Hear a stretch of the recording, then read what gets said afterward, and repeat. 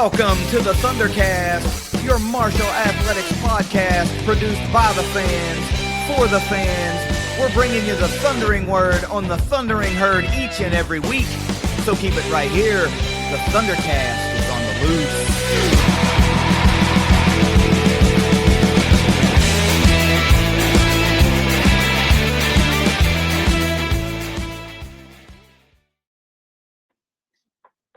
It's Russ Living Good and Jed Horton back with another midweek edition of the ThunderCast. We've got 5 things every herd fan needs to know this week, and we've got some around the herd action, and we're going to get all into that. But Jed, this is the July 1st date as we record, and that means it is the first day of the Sun Belt Conference Marshall, their fiscal year, their athletic year.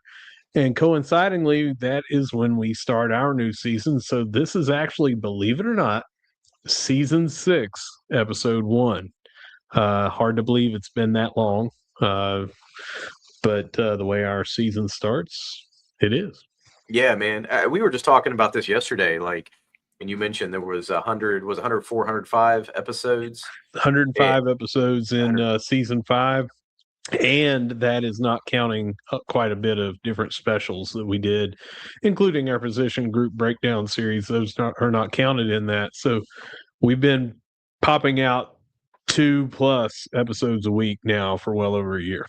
Right. I mean, man, that's great. That, you know what, Russ, I think that's worth if you haven't liked, followed, shared, I mean, I think that's worth it. I mean, I've been able to do this for a little while now, as be kind of a contributing co-host here. But and you and KD have been doing this week in, week out for years now, going into season 6. Man, that's a lot of content. I think herd fans love it, and so if you're a herd fan listening to this and you haven't liked, subscribed, shared, do that, because we're putting out some pretty cool stuff.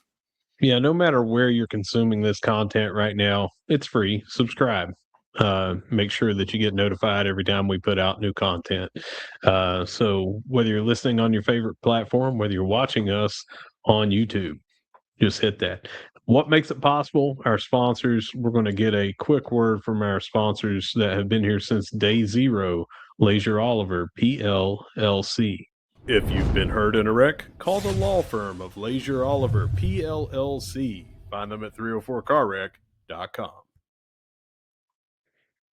All right, Jed, we're going to hop right into it. You've got the Layer 1 shirt on.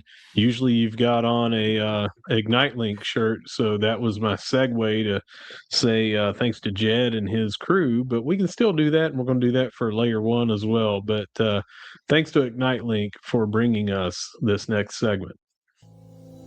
And now, here are at least 5 things every herd fan needs to know this week.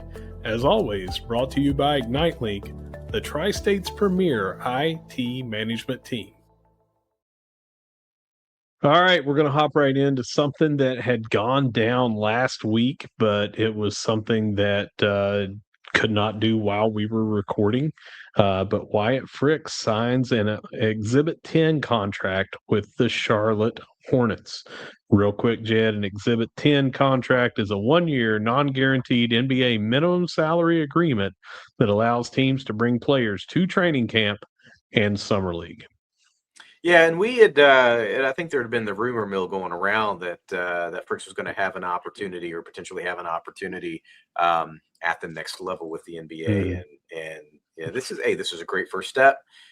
Get your foot in the door, get a chance to showcase what you can do, and I don't know, I feel like sometimes it was kind of understated how much of a kind of a freak athlete Fricks is. Yeah, you know, and definitely has some really, really high potential, and obviously did some really great stuff for the herd while he was here. So, man, what a great opportunity. Wish him the best and hope for the best. And he's got his shot, right? What more can you ask for to get your shot?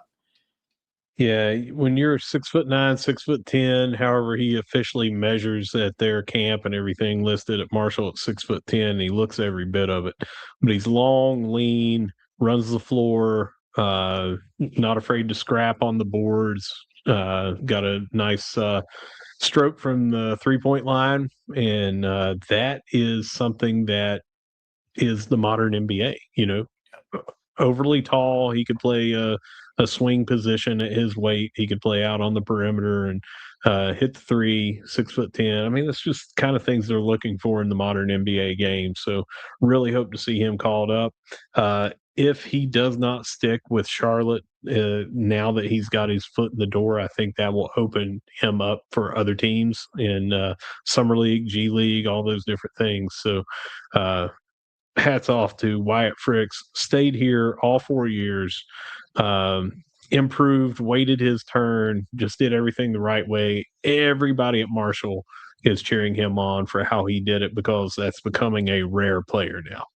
Right, and everybody knows his name. He's become kind of a hometown hero, right? Great kid too. Yeah, and just he stuck it out. He bled green.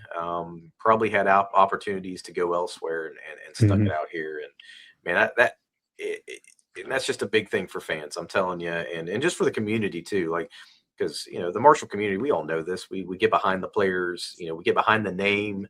We wear the jerseys with the name on it, and that's what we love. We love to be able to support players that stick it out and stay here and make Marshall their home. So, man, I'm really happy for him. Switching over to number 2, it's a little bit of the opposite of that. We're losing a couple of players, athletes. Lauren McNamara and Molly Warner with swim and dive transferred to Pitt to join former swim and dive coach Ian Walsh. Kind of expected some of his team to go with him. They went through a lot here with the announcement that the program was going to close. They had kind of already made up their minds, most likely, that if they wanted to continue swimming somewhere, they were going to have to do it somewhere else. Even though they were battling, they were planning on staying here. They wanted to go through all the things, and they got that done. And some of these athletes right here were very outspoken about that to try to save the program. But Ian Walsh, after the program got saved, got to move up. He's moving up to an ACC program. It's close to home, where he grew up, where he went to college, all that sort of thing. And he's taking 2 very good daughters of Marshall with him, and Lauren McNamara and Molly Warner. So new head coach Phoebe Campbell is going to have to replace, which we kind of expected, a few more on the roster. Right. Yeah. Like you said, Russ, there's really not much for me to add. To say it's not unexpected, and like you said, they were already probably looking, because there was a point in time where there was no program. Yeah, unless the courts or Marshall or however it was going to turn out allowed the program to continue. If they wanted to continue to swim, they were going to have to go elsewhere. And I hated that for every single athlete. We lost several before the program was officially reinstated. And these are the first 2 that I've seen after, but they are both following their coach, and that's just kind of natural.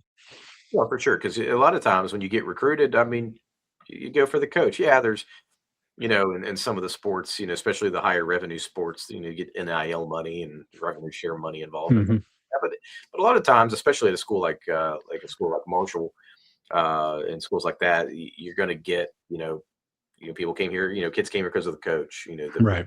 recruited them. They developed a relationship with them. And so that's just kind of natural. And, we wish them the best. We absolutely do. Appreciate them greatly for their contribution here, and hate to lose them, but also understandable. Yeah, I'm going to cheer on, and I know you are too, Ian Walsh, for the rest of his career. And I'm going to cheer on these daughters of Marshall. I got ready to say sons and daughters of Marshall, but it's a women's only program. These daughters of Marshall that have already transferred or transferring now, and things like that. The only way I'm going to root against them is if we are directly in competition with them. And of course we want to win, at that point. But tremendous 2 ladies there, bled Kelly Green, and hate to see them go, but understand. All right, number 3, men's basketball announces a couple of road games: Ohio State on November the 9th and North Carolina on November the 20th. Yeah, I like this. We've been attempting to schedule some more of these. We played Kentucky, and we played some other more higher caliber schools, and Mm-hmm. I think this is good. We're in a we're a program in a conference that's trying to elevate. Hence, why we do the Sun Belt MAC Challenge. Yeah. Throughout the season, and why we try to match them up to help our strength of schedule and things like that to help us. So this is a conference that needs to be elevated. Is trying to elevate. Mm-hmm. And you've got to play. You got to play those games. I don't want to schedule games where we're just going to get our butts handed to us every time. But I think Right. these are important games to play if we're going to elevate our program and be competitive. Yeah. Listen, Yeah. we've been to the NCAA tournament. Mm-hmm. We want to get back. We want to win the Right. Sun Belt. We want to get back to the tournament. And if we're going to do that, we got to compete. So I like it. Big games to circle on the schedule, and not bad travel games either. That's right. This is going to do several things. It's going to help your net rating. It's going to help your strength of schedule, which goes into your net rating. It's going to help toughen up your players, get them going up against some of the best. And North Carolina is one of those blue bloods. Don't care anything about it. Would take probably 15, 20 years for them to fall out of blue blood level, in my opinion. And their budget is, I don't know, them, Kentucky, Duke. There's a very, very short list in basketball that's probably got the budgets that some of these football powerhouses have, and they're one of them. North Carolina. All the players that have gone to the NBA, all the players that are in the Hall of Fame, all the banners that they have there in the Dean Smith Dome.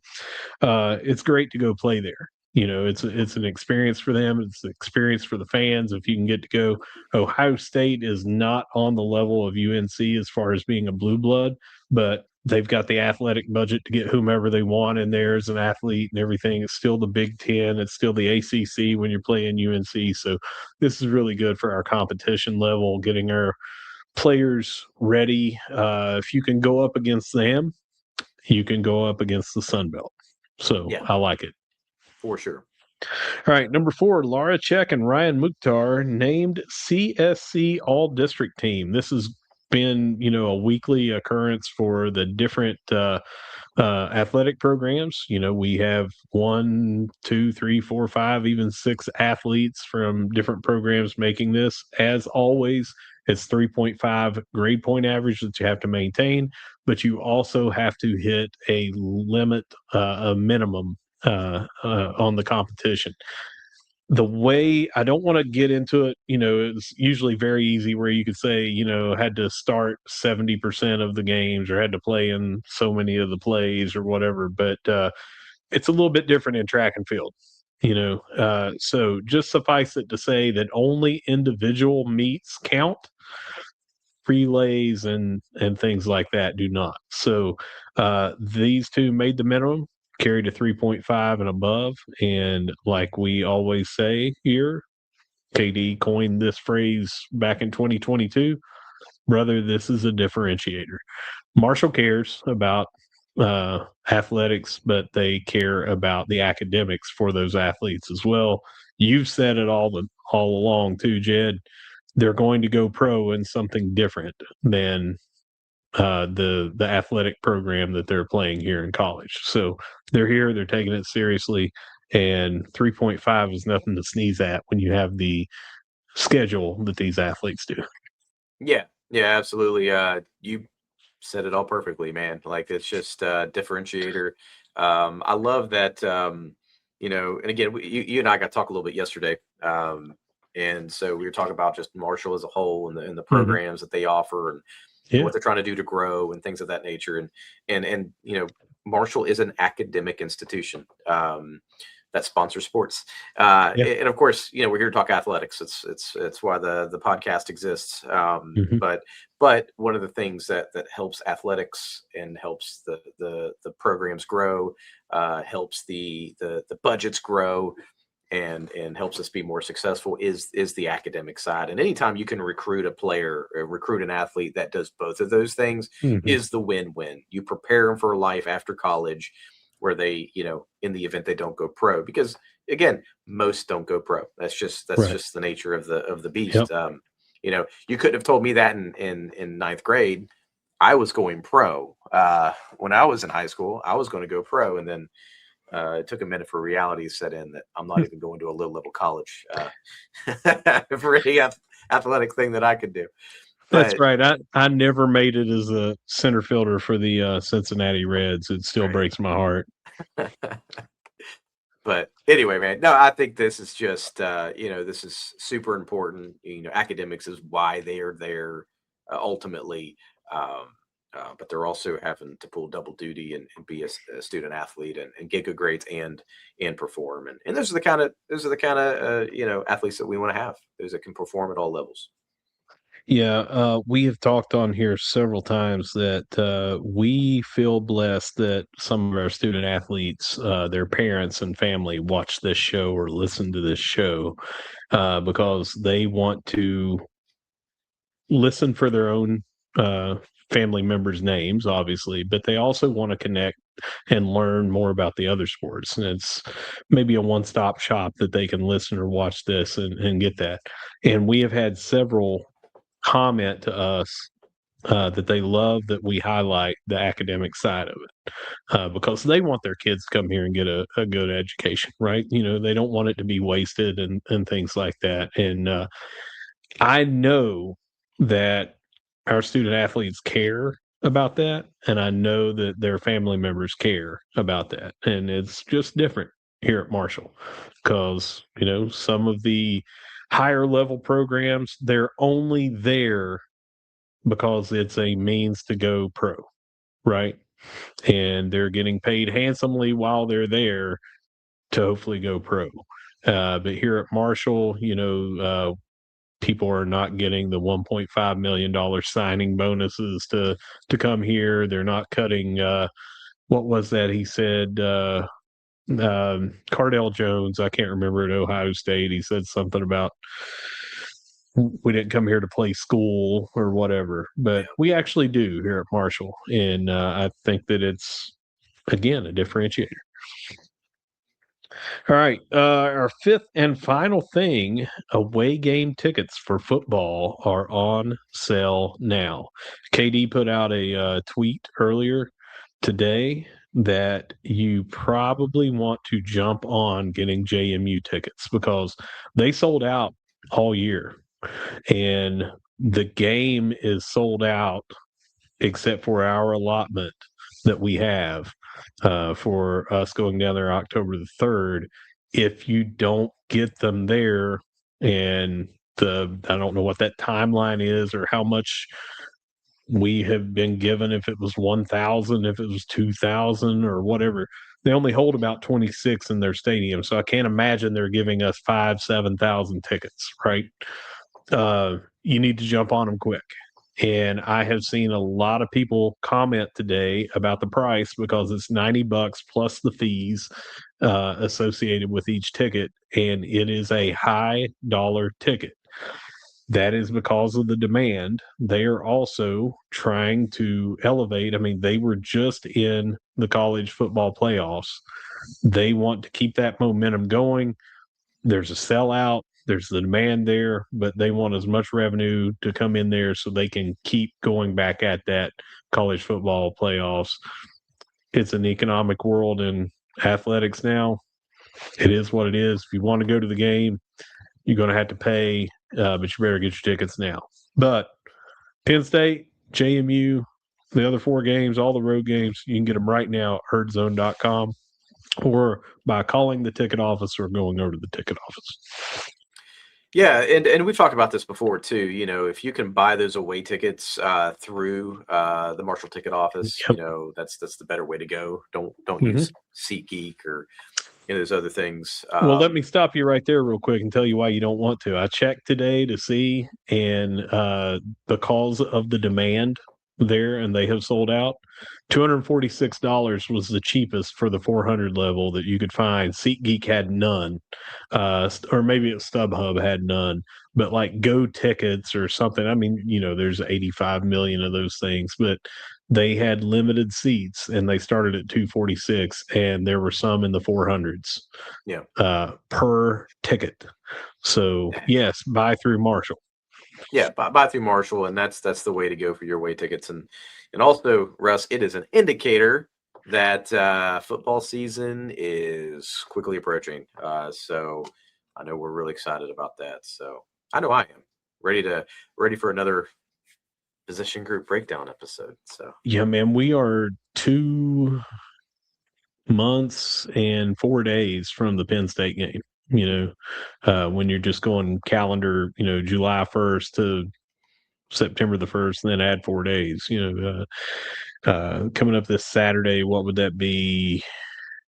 Probably 8 weeks. I know we're doing right now. I can't remember where KD's at on his breakdown. I think today was John Wade, so that may have been yesterday. But John Wade's 66 days away, so it's coming up real quick, man. 9 weeks away. We'll be here this Saturday. So yeah, 63 days this Saturday. Jed, that does it for a pretty short, but a lot of stuff going on still. 5 things every herd fan needs to know this week. And as always, brought to you by ignite.link. great 5 things, always something to talk about, like you said, Russ. Yeah, it doesn't stop. Athletics doesn't stop, even though it's summer break. So, and for this week, we do have some things to talk about around the herd. So let's say we take it around the herd. And as always, for that, thanks to Layer 1, like you can see there on Jed's shirt. And now, Layer 1 Solutions, your experts in business connectivity infrastructure, takes you around the herd. There's kind of a theme with this around the herd. We're still bringing in recruits and things like that, getting ready for the fall seasons. So we're going to start it out with track and field.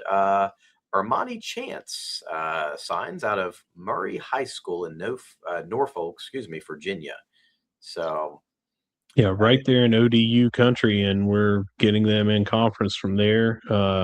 Just talked to the coaches over there. I was at the press conference for the new swim and dive coach. I just happened to be over there meeting with someone at Marshall for my day job. And since I was there, I was like, hey, you know what? I'm going to stop in here real quick, watch that. It's a quick press conference, and saw the coach in there. And they were talking about, their off-season schedule and how close it is for them to get right back, into this and everything. So it's coming up on us, man. But yeah, they've got more signings will probably be coming over the summer, and we'll have those each and every week. But welcome to the herd, Armani Chance. Yeah. Keeping with that same theme, but over at softball, Lottie Landemesser and Maddie Hind. So Lottie is an infielder from Ohio State, and Maddie Hind is a catcher from Ole Miss. So recruiting away from some of the big schools here.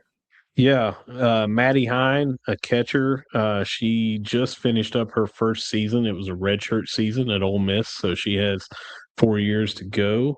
That one was one that I just happened to be scrolling. I think it was on Facebook. I think I saw it there before I saw it on Instagram, and it was her dad or a family member or something had posted it, and I was like, "Whoa, I haven't seen that." Usually, you see those on Twitter, and then went over and found it and went and looked up her stats and all that stuff, and highly recruited, obviously, to go to an SEC softball school, and looks like a great pickup.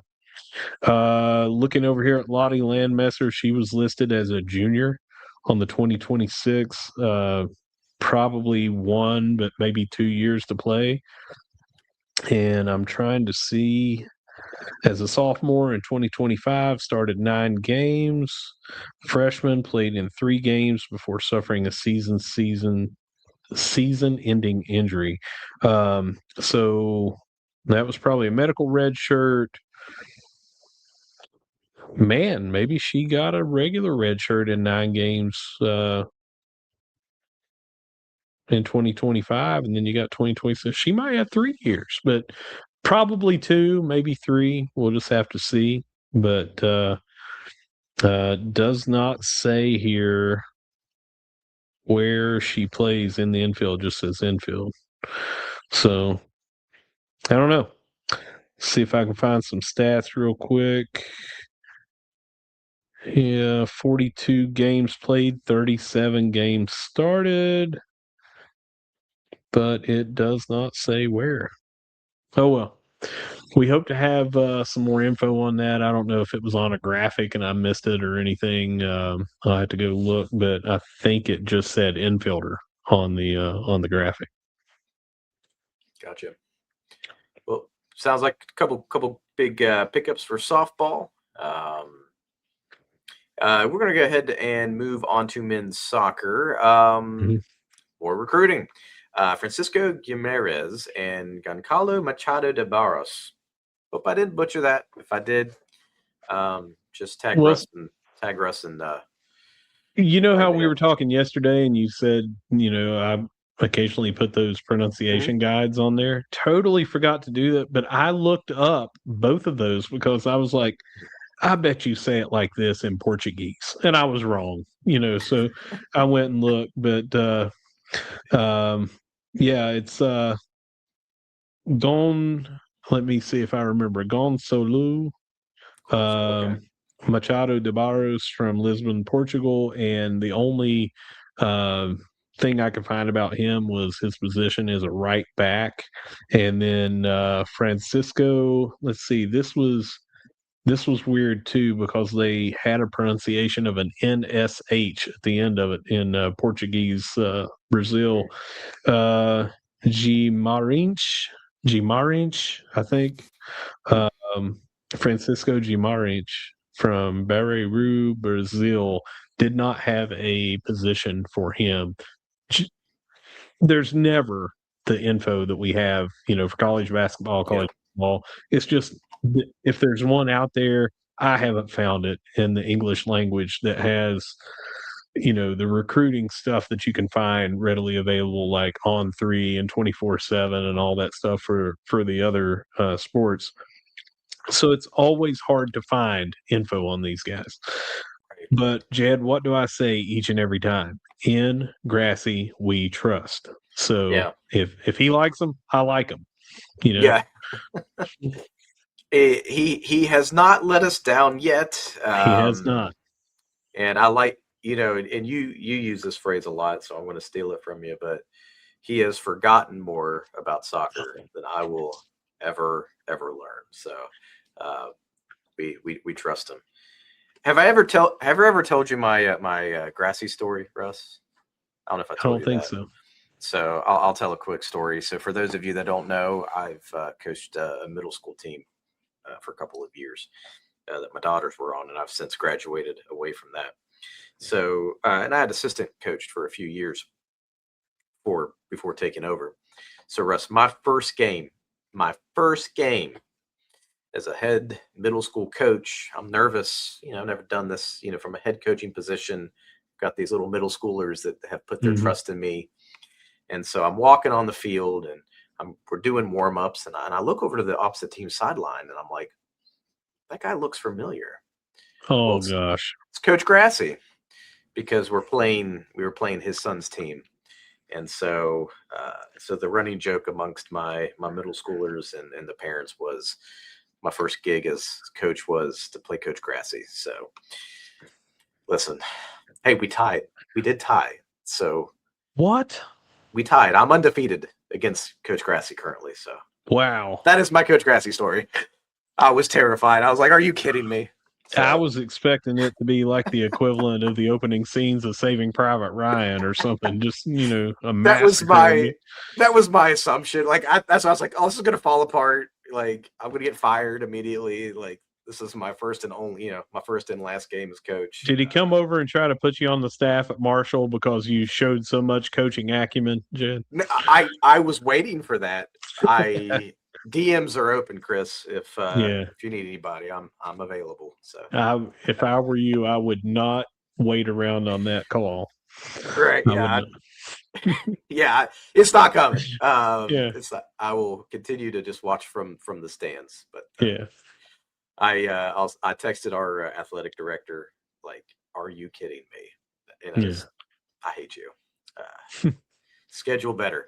So that's my Coach Grassy story. So hopefully he remembers that he did not beat me. So anyway, in Grassy we trust, man. So great pickups from soccer. I am, Russ, going to look and try to find before next episode, if I can, figure out if there's, what resources are available for recruiting news and things like that. Because I would like to know a little bit more of backgrounds and things like that, like Yeah. we do for football, I basketball, mean, even a softball, things like that. position, sometimes finding the position is not even readily available and everything. And sometimes we ran into, there were two different players near the same age from the same town with the same name, and you're like, well, don't really know exactly which one this is because they Yeah. didn't have a bio there with a birthday or anything. So it's just, it's hard. But anyone watching or listening to this, if you want to DM us or, comment on YouTube if you're watching, if you know of a resource that we can find out more info, love to have it. All right. Last but definitely not least, we're gonna move over to football. We're still talking 2027 class. Still bringing in some players, and we've got a few to talk about. First is Ethan Royal, position quarterback. He is 6'2", 195 pounds from Hugh High School. Hugh I is think it's Huff. Huff High I School think. in Cornelius, North Carolina. He has a 4.45 40 dash, and he had offers from Arkansas, Air Force, Army, JMU, App State, Coastal Carolina, Western Kentucky, Liberty, and many more, among 33 total offers. 33 offers. And I have to wonder, with all those offers, if the differentiator here was that Chili Willie's just opened in Cornelius, North Carolina. And I wonder if all the Marshall fans that have been going down there, if he didn't see all the Marshall gear and say, man, they're nationwide, Yeah. had to sign with us.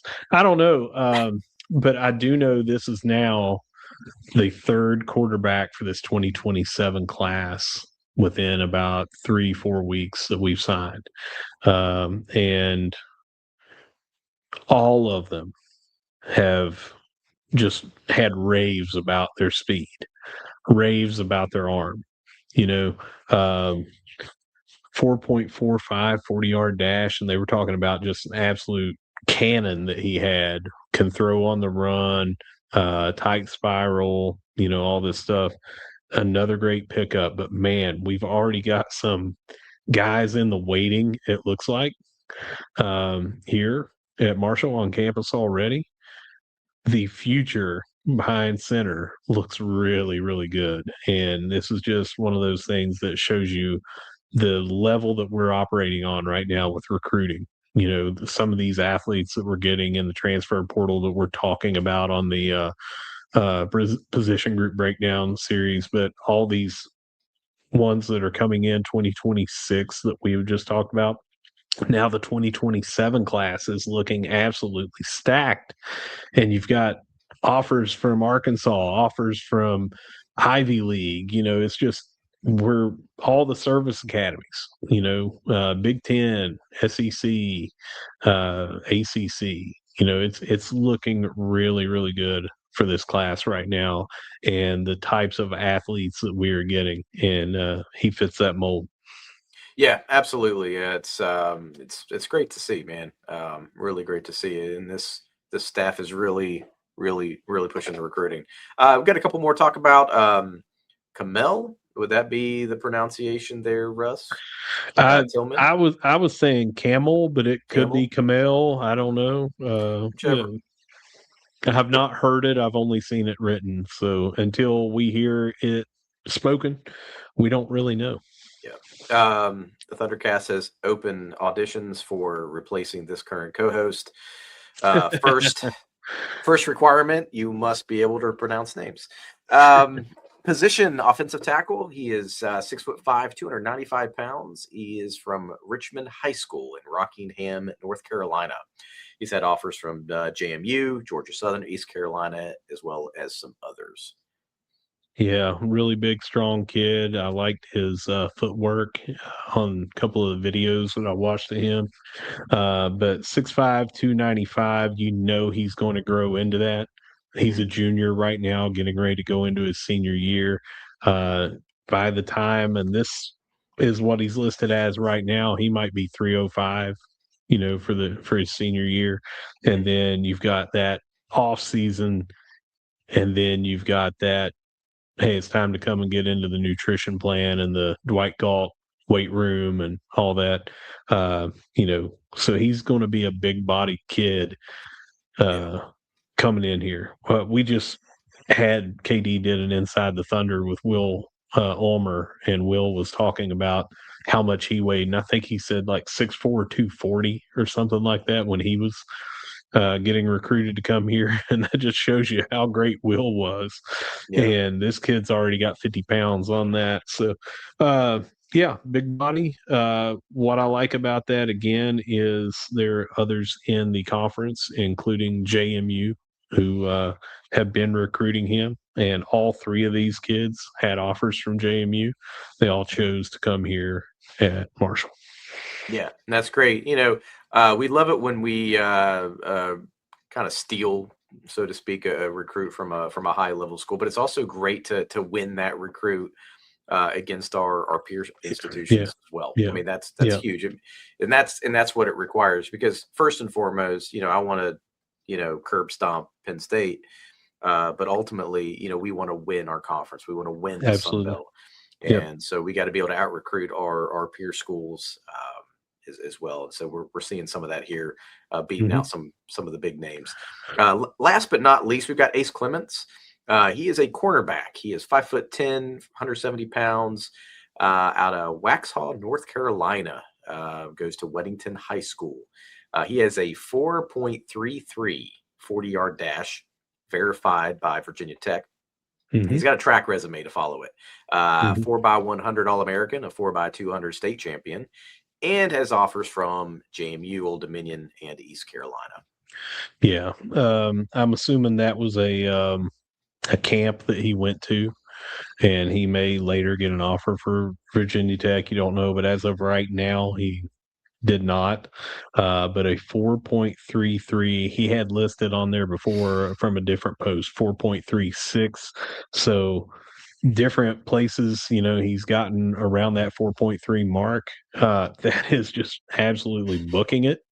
And you got to love that he runs track too, because he's already got that in there, and he can maybe come over here and get on Coach Roberts' track team and, learn a little bit more about speed and explosiveness and things like that. And that'd be really good to get that pipeline going like we did when we first brought men's track back to do the sprints and things like that. So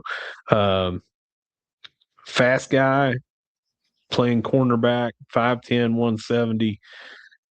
And you'd like to think that he can improve on that a little bit, getting into a D1 weight room and nutrition program, and, a D1 track coach here, and teaching about, speed and top speed and quickness and, how to get out of the blocks and things like that. If he can hover around that, 4.33 can make it in the NFL right now. Yeah. But if he can better that, man, look out. Yeah. Yeah. Well, Russ, that wraps up Around the Herd, brought to us by Layer One Solutions. Yeah, thanks to Layer One Solutions, thanks to ignite.link, and thanks to 304carwreck.com, also known as Leasure Oliver PLLC. Guys, they keep the lights on. We are bringing you these episodes, and we're bringing you free tailgates, and we're bringing you ticket giveaways and all that, and we have the gear to put on a polished, which we think is a polished episode. and we can't do it without them. So if you know someone that can use their services, put them on to them. Layer One Solutions. Just talk to Brandon there, as you know, yesterday. You guys are busy as can be with that, doing fiber jobs and pulling cable everywhere, and they're doing the business connectivity infrastructure. And then you've got all the IT management stuff. And if you ever get in a car wreck or have a personal injury, 3or4carwreck.com is the place to go. So could not thank our sponsors enough for being able to bring this free content. But if you're enjoying it, hey, easiest thing you can do is follow and like them on social media. And then when you see someone that needs their services, share it with them. All right, Jed, you got anything else before I take us out of here? No, man. That's all I've got. Great episode today. Glad to be back in the saddle this week. I'm ready to get off here so you guys can get to the position group breakdowns. Yeah, KD and I are going to do that right next. So whether you see us at the vet, whether you see us at the dot, or whether you see us getting ready to do the defensive line position group breakdown, no matter where you see us, we're going to be saying, go Herd. It's the ThunderCast, and we'll see you in a day or so.